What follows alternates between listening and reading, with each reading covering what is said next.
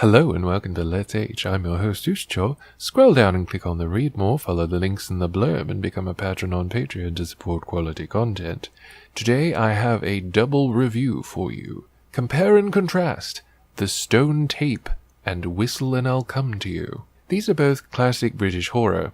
The Stone Tape is written by Nigel Neal, whom you may recognize from the Quatermass serials and the films that were instrumental in launching the Hammer horror genre. Whistle and I'll Come to You is a bit less common to be heard of unless you actually saw this in Great Britain. A lot of people that grew up knowing of it have a huge and strong love for it, and for good reason. It's scary as shit. Similarly, The Stone Tape is one of those that's unsettling, and it's something that makes you think. They are by this point a bit dated. Whistle and I'll Come to You, the 1968 version, which is the version I'll be covering today, was filmed in black and white and appeared on a program called Omnibus. Omnibus was an arts program. Typically, it showed documentary material, and so this particular episode, which was a dramatization of a story by M.R. James, required a special introduction.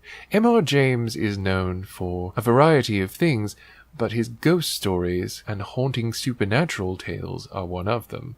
Whistle and I'll Come to You is based off of a story called Oh Whistle and I'll Come to You, My Lad. Follows a professor named Professor Parkins, played flawlessly by Michael Hordern. On a holiday by the coast, he goes walking on the beach and discovers a whistle. And as he is a bit separate from anyone and everyone else and kind of off in his own world, he doesn't hesitate to blow the whistle, and at first he doesn't really consider it a weird thing. But soon weird things do start to happen, and when he goes to sleep he has the strangest dreams. It's a very effective horror, and as it's only about 40 minutes or so, it doesn't overstay its welcome and it doesn't require too much of an investment of time. It builds up the character as a very likable person. He can be a little bit smug, a little bit kind of caught up in himself and his own world, as we see through the limited interactions with the other people that are holidaygoers staying in the same place that he is. I've always particularly liked a well-done production with limited cast and limited sets. If you have an excellent actor and strong writing,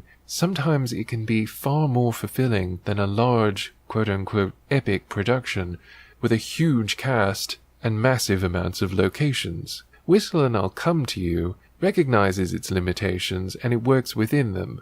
As a result, it ends up feeling quite claustrophobic even when he's out on the beach, and most especially when he's dreaming of it. Even though it doesn't do anything too extreme, or at least as a modern audience would probably view as extreme, it manages to be really creepy, really eerie and legitimately scary. And one of the reasons why this is so is because you're genuinely concerned for him, because he's not an unsympathetic character. He can be a bit full of himself sometimes, a bit too smug sometimes, but he's a genuinely likable person and you don't wish him ill. When things start happening that are weird and things start upsetting him, you're really legitimately, genuinely concerned for him. Nothing in this is too extreme, and ultimately it leaves you satisfied, but also unsettled. This is really true horror, in my mind. It makes you think, and what you think of will likely unsettle you more than what you actually see. That's the most common account of what I hear about Whistle and I'll Come to You. People remembered things as being far more terrifying than they were on the screen, but that's also because their minds were contributing to it. It led you to those conclusions, and it led your mind to imagine things much, much scarier than they were presented. But the suspense was built so they were scarier than they looked on the screen. When you watch it again, you might think, oh well, that wasn't quite so scary, but then you start to think about it, and it starts to kind of settle in with its haunting qualities. Whistle and I'll Come to You is tremendously effective. I love the slow burn horror that stays with you for a long time afterwards. It also doesn't seem unrealistic. It seems like something that could very easily happen, and that makes it even more terrifying. The acting is superb, the writing is top-notch, and as an adaptation of a supernatural ghost story, it is absolutely superb. It's rare to see such care given to an adaptation of a ghost story. More often than not, they end up coming off as disappointing or not really that scary, or something that tries far too hard to go over the top and ends up not really being very effective. The stone tape, on the other hand, is something that doesn't quite manage to succeed in being as eerie as Whistle and I'll Come to You. It tries with a similar build-up, and it has a limited cast, although not as limited as Whistle and I'll Come to You. It features Jane Asher, which is probably the only person that a wider audience listening to me will recognize right now, although there are plenty of very prominent and well-known names in the cast.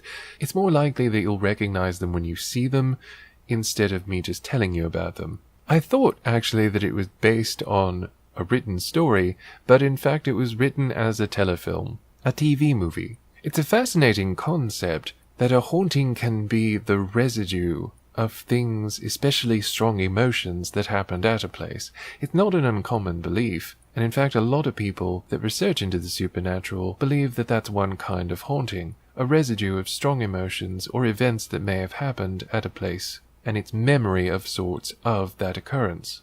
To have it approached in such a scientific manner was very good. I like the fact that the people in the stone tape approached it with a rational mind. So often, you have people in these situations that are confronting overtly supernatural phenomena, and they just reject it offhand because they don't believe in that, because it's not science. Well, science is a method. Science is not something that is written in stone, ironically with the subject matter. So it was interesting to me to see them go and use technology and figure this out in a logical and reasonable way, or at least relatively, considering how most so-called scientists in these stories approach things, and that part was truly excellent.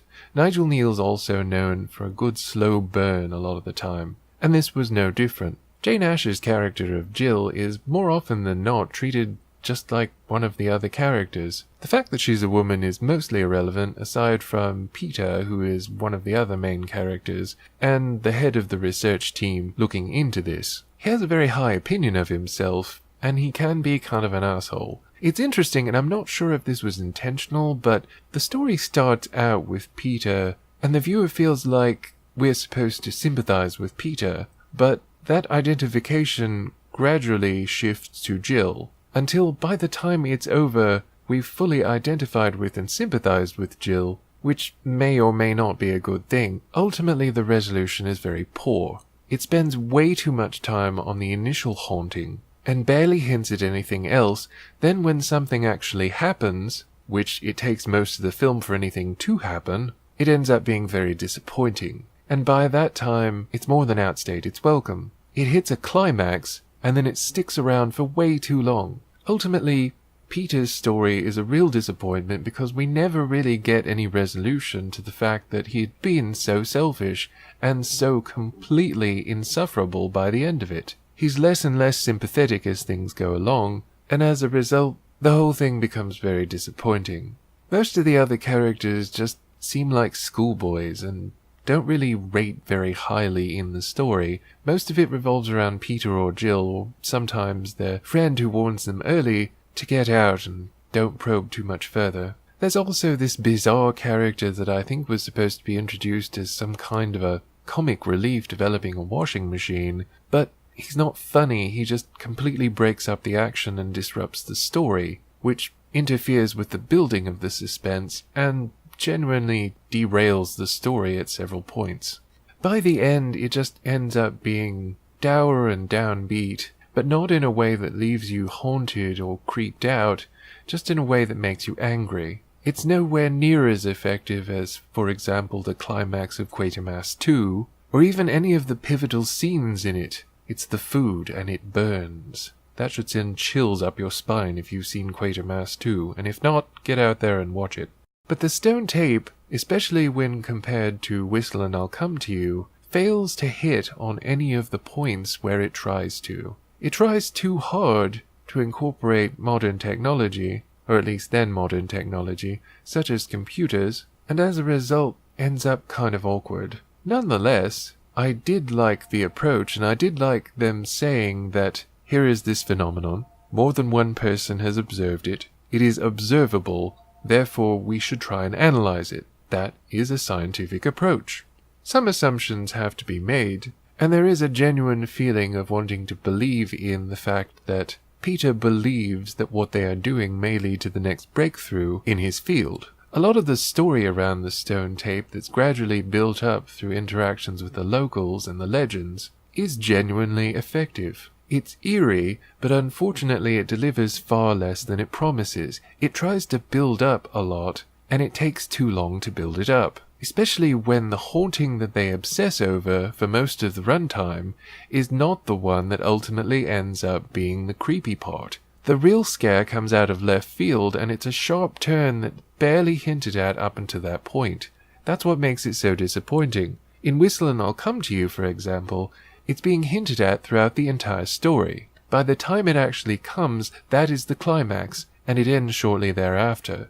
With the stone tape, the climax occurs a bit too long before it actually ends. As a result, it's disappointing and doesn't have the effective punch that it should have. It's still a bit eerie, and all the talk about the others is a mystery that isn't adequately explored to be as impactful as it should be by the end. They should have really introduced this sooner, made it a more prominent plot point, and had more hints at the existence of these mysterious others. When it actually happens, it's not built up enough to be anything but really kind of a letdown. If it had been built up a bit more, been a bit more haunting in its introduction, and, well, for that matter, a bit more subtle, I feel like it would have been much more effective of a climax for the stone tape than what we got. As it is, it's serviceable. There are worse things to watch. The acting is generally very good, although most of the main characters just behave like schoolboys. Peter, as a protagonist, is difficult to sympathize with, but I'm not sure if it wasn't supposed to be exactly what I said before. Peter gives some of the audience someone to imprint upon or to identify with, but ultimately he's kind of an asshole. Jill is the sensitive one, and she's a bit difficult to take initially, but she becomes much more sympathetic and identifiable, and it becomes clear that she has greater idea of what's going on there than anybody else does, but she's so gripped by trying to figure out everything else that's going on there that ultimately it consumes her, which is dangerous. Of the two, I would without hesitation recommend Whistle and I'll Come to You over the stone tape. Whistle and I'll Come to You is only 40 minutes long, whereas the stone tape is at least an hour and a half. It's not bad, but it's also not good, or at least it's not as good as it could be. The stone tape will leave you a little haunted by the possibility of what it could have and probably should have been, but Whistle and I'll Come to You will leave you haunted by the fact of what it was, and what it managed to accomplish with the limitations of a very small cast, a very few sets, and a completely, seemingly mundane setting. I hope you'll check them out. Let me know if you've seen these and if they haunted you in your past in the comments below. I'll see you next time. Bye.